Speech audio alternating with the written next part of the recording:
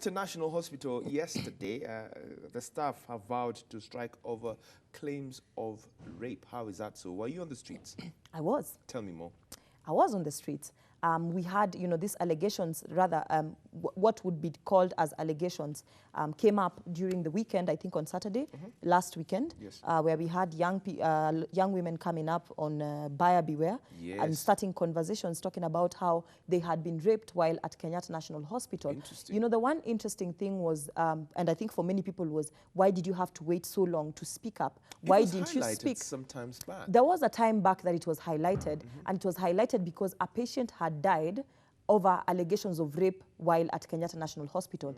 And a nurse actually was fired. And you see, for me, the most interesting part was the fact that this was a story that took place or happened in 2016. Yes. And a nurse was fired. So when we have the CEO of Kenyatta National Hospital coming up and literally denying and saying that there is nothing like that taking place at Kenyatta, and yet we actually have news records of a nurse being fired, court cases of the same because of rape allegations. And I think at the point at which you're being fired, it is no longer allegations. It is that you actually did it. So it is a sign of impunity that is going on within our healthcare systems. And what ended up happening was that there was a confrontation between the young women that were demonstrating, demanding for their rights, demanding that the healthcare system be, a proper upheaval of the healthcare system be done and proper reforms take place. Amongst those reforms being that, the CEO apologizes and before she resigns,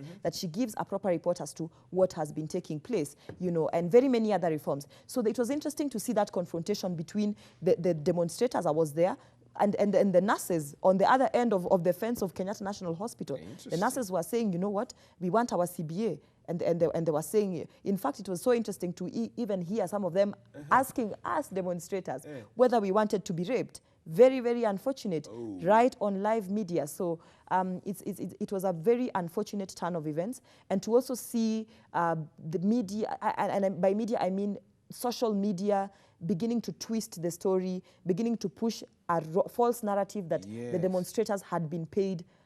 Who gets paid to lie about being raped? No What one. sane woman would get paid to lie about having been raped at one of Kenya's national hospitals?